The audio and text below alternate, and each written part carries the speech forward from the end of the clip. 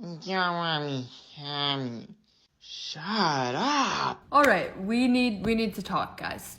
All right, so it seems that the wabi-sabi trend has had a very quick birth and then subsequent death. If you don't know what it is, it's essentially this TikTok audio that is saying that there's beauty in imperfections. People started using it, they started sharing about their insecurities and their imperfections, and then suddenly about 3-4 days later, it is corny, it is overused, and it is an insult. Don't call me imperfect, I'm perfect. First of all, here's the thing that I want to tell to the looks maxing community, all of our red pillars, black pillars, whoever you are. You are not perfect. You are not perfect by the book.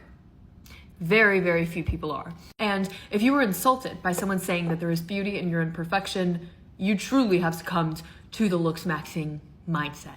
I truly think that the looks maxing community has been one of the most harmful things to happen to the internet, particularly for young men. And if you're one of them watching this and planning to use me in your edit intro to insult me, please go right ahead, just don't forget to tag me. Love you. Because I am not afraid to say it. This community is allegedly rooted in self-improvement, self-betterment, but in reality, it is deeply rooted in incel culture that is very, very focused on obtaining one specific beauty standard that is very Eurocentric.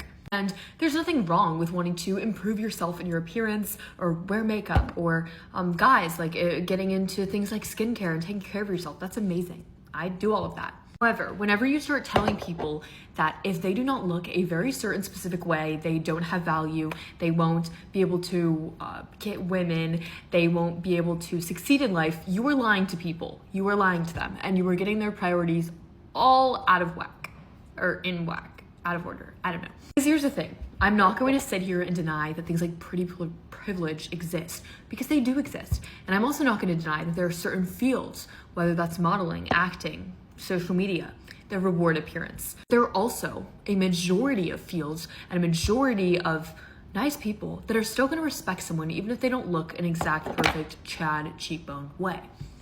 And so our time is better spent making sure that we are improving ourselves as people, as contributors to society. Sorry, it's a late night. Contributing to our community in different ways, serving others, gaining more knowledge, educating ourselves, getting a job. I know that's kind of a sensitive word around the looks maxing community, but I will say it. There's so many other ways that you can be an impact on someone's life, and you can be a nice, lovely, confident person than just the exact way that you look. And I did think that this was sort of isolated into one small community, but clearly it has broken through mainstream, because we are seeing people instantly tear apart this trend that's literally designed to uplift us for our insecurities and our differences. Saying, oh, like, don't call me wabi-sabi. Okay, yes, the word itself, it's a little bit cringe to say. The guy in the audio, he has like a high-pitched voice. But if we are letting ourselves kind of get grossed out at this idea of celebrating something that's not perfect, like, that's scary. That is sad. Ultimately, some of beautiful things like are imperfection. Just because something is imperfection doesn't mean it's bad. Some of the most beautiful people out there, and I'm talking beautiful according to your looks maxing standards too, have things about them that are maybe regarded, or at least were regarded, as imperfections. Take Brooke Shields, who I believe is one of the most beautiful women in the world. She has very thick eyebrows, more masculine eyebrows than I think the book would call it. Lots of beautiful models have larger foreheads than is typical, or they have wide set eyes, or unique features that do make them stand out. Kate Moss or Gemma Ward, these absolutely gorgeous supermodel beings. Everyone has something a little different, special to them, and that is exactly what makes us so interesting to look at as humans.